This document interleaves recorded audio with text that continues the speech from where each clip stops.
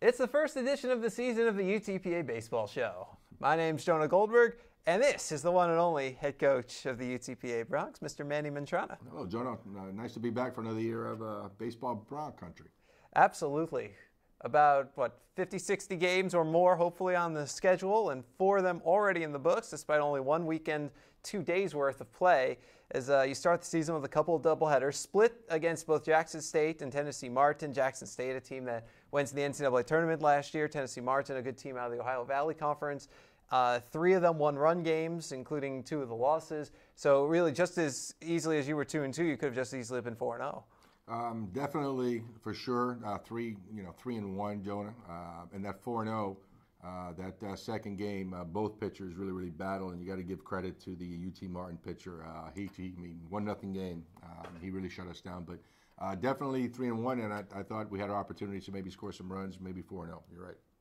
Well, it started out with 6-5 loss to Jackson State, and the first thing that popped into my head in that game is Jacob Huckabee's back. Yeah, thank goodness. We're glad and happy to see Huck back and healthy. He'd had surgery about a year ago, and he's back into full form. We're a little bit concerned with a doubleheader back-to-back, how his knee was going to hold up, so we were very careful with it. But it held up well. He went for treatment every night, even though he didn't need it. He felt good, no swelling. And it's good to have Huck back. He's a big piece to our success this year. Yeah, he was able to go out there and catch all 4 games, did a little bit with the bat as well, double involved in some of the run scoring during the weekend too. And did you think it helped with the pitching staff having him back there right away? There's no doubt. If you're going to have a good pitching staff, obviously you need defense. But what kind of goes sometimes unnoticed is the guy behind the plate. If that catcher, a good catcher, can make an average staff a good staff, and a very good catcher can make that good staff great. So there's no doubt that having Huck back really helped out our pitchers. One guy I'm sure was happy to see him back, and really not a lot of returning players who saw a lot of time on the mound. I think you only had 3 returning pitchers who pitched over the weekend. One of them was the starter in Game 1, Blake English, who I'm sure was happy to have him back. And I know he got hung with a loss, but only 2 earned in 6 innings, didn't walk anybody. What'd you think? It wasn't his best outing. As far as location, he was a little off. It's not the Blake English that we were used to seeing, and that I'm sure we're going to see the rest of the year. Kept us in the game, as you said. We had a chance to win in the 9th. We had runners on first and second, down by 1. Second and third, down by 1. And Scott Mercer, really hit the ball hard in the 6 hole, and then their shortstop made a very nice play to end the game. But that's a game that we could have won. Couple of mishaps. The only error, as a matter of fact, that we made all weekend. Those 4 games happened in that game where it was a pop up to Chewy behind second base when they had a runner at third. He caught it and he thought he can throw the guy out at third base and overthrew Mercer, and that's how the winning run scored. And the only error we had. So we had an opportunities that first game. I thought it took us about 5 or 6 innings. A lot of new guys. They were a little bit too amped up. They were trying to do too much. We were really swinging at some bad pitches. But I thought the second half of that first game, we settled down. And that's when we did most of our scoring, and we played a lot better. It was also your first chance to see Logan Landon in left field. Had him out there throughout the weekend. What did you think of his first real live games in the outfield? You know what? He's a good athlete. He was very impressive in the fall, Jonah, as far as getting the jumps on the baseball. Understanding, where to throw the ball. He's got a very good arm. He runs very well. But it really has been a pleasant surprise to have him on defense. I think his offense is going to come around. He was one of the guys in particular that was trying to do a little bit too much, just trying to hit the ball too hard and not staying with it himself. But overall, he did a nice job. And overall, as a defense, we really were very, very good. Anytime you can play 4 games and only make 1 error, you're doing a heck of a job. So we need to keep that going. We thought that was going to be our forte coming into the season, was our pitching and defense, and it proved to be true for the first weekend. Now we have to make sure it holds that way for the rest of the year. Yeah, it's the start of that new look defense really throughout, and we talked a lot during the preseason about your infield, especially with Scott Mercer, Tony Roque, the new shortstop, Chewy moving over to second. Vic is a vacuum over at first with Huck back, and then a real good defensive outfielder in Cole Longcar. So a lot of new faces, but and guys in different positions, but guys who are really just so solid out there. Yeah, defensively, we thought we were going to be pretty good, and when the first weekend we were pretty good. We have a freshman in the infield that also is a very good defensive player, Isaac Gonzalez. He played the third game of the weekend, giving Tony a rest, and defensively he was outstanding. Made the routine play and really made a couple nice plays to help us win that game. Corey Davis is another one that's out in the outfield. He DH'd a couple games for us, couldn't play defense, kind of nursing a sore arm, but he'll be back this weekend. So I think for defensive wise, all the positions, I think we're pretty good there.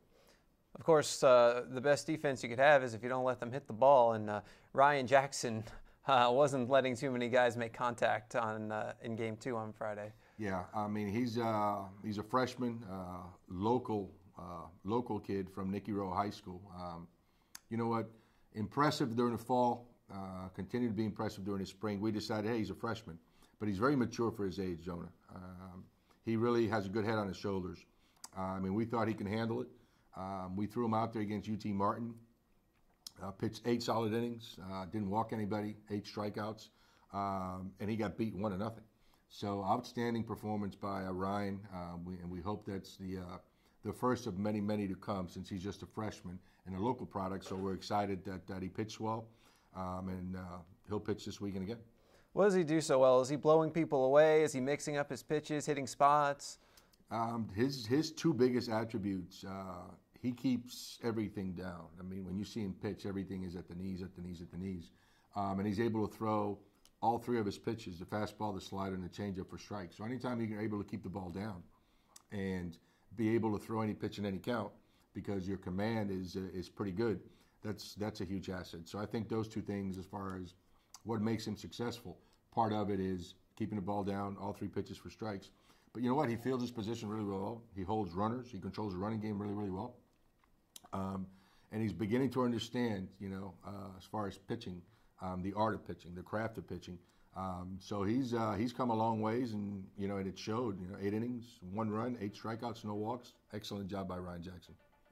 Well, then you go in for Saturday, and you're down 6-1 going into the 8th inning, and that's when the offense really busted out. Yeah, that was our starting pitching that day was mediocre.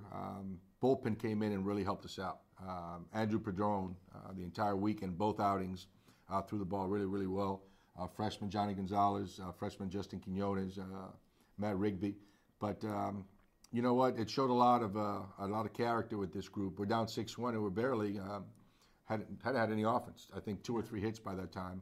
Got a couple walks, made things happen offensively, and then Victor Garcia comes in and hits a grand slam to help us tie the game.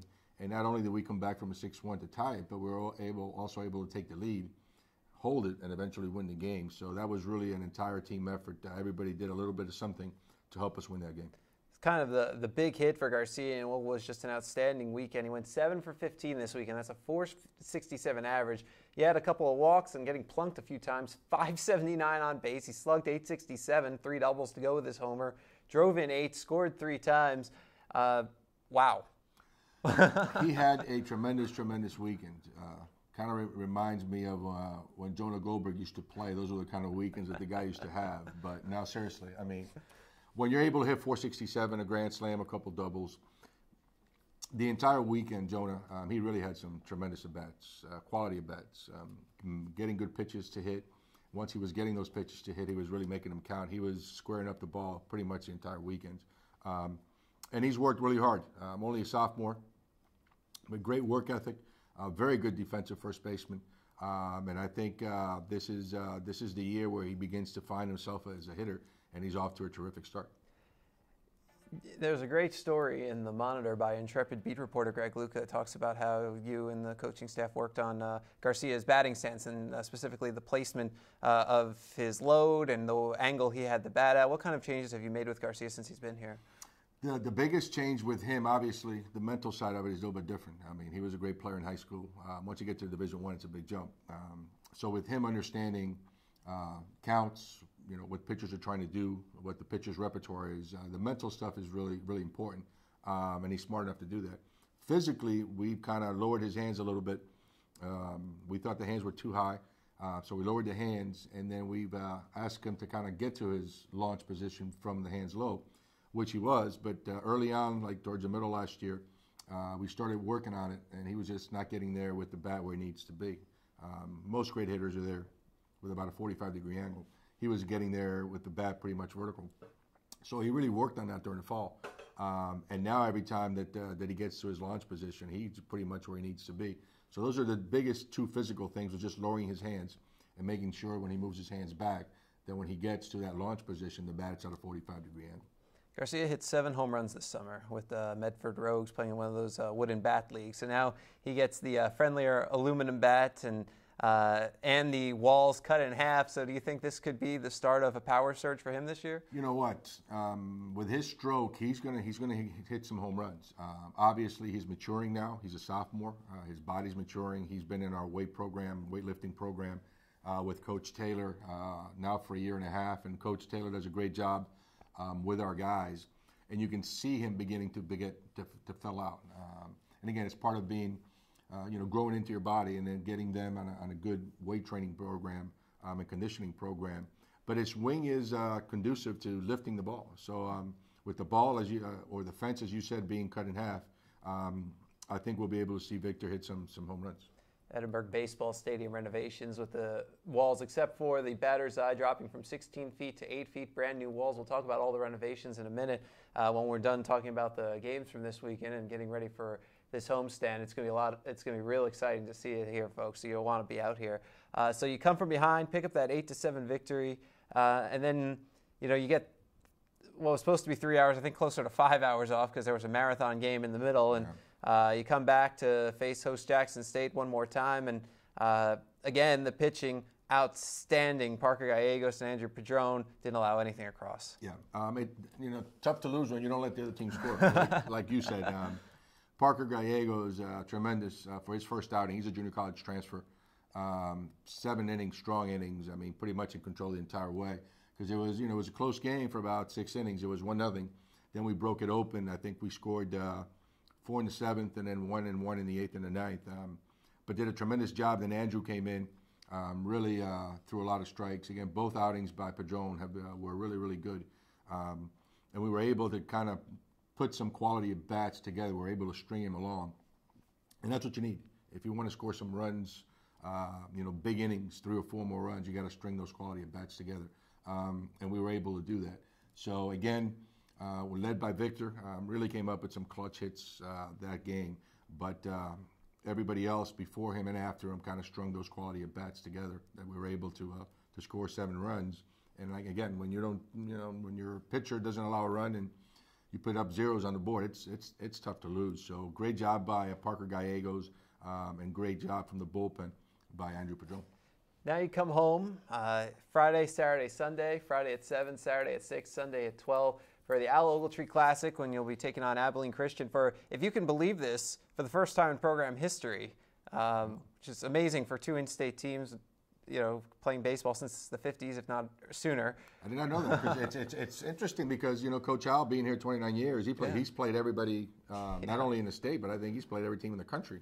Pretty much. So that's interesting. Did not know that it was the first time we faced Abilene, but they've got a good, baseball tradition too. Their programs in the past have been pretty good, and it should be an exciting and a fun weekend of college baseball here at Edinburg Stadium.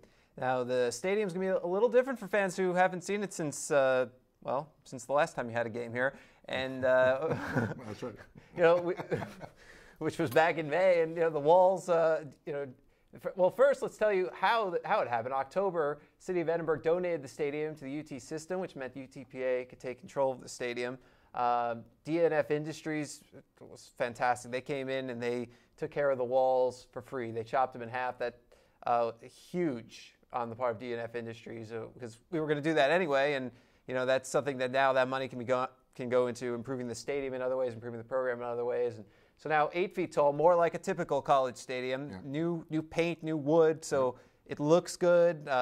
There's now the yellow line at the top, which can help to differentiate where the ball lands. Did it go over? Did it bounce back? That kind of thing. And it looks so sharp. Yeah. That's the first thing you see when you walk in.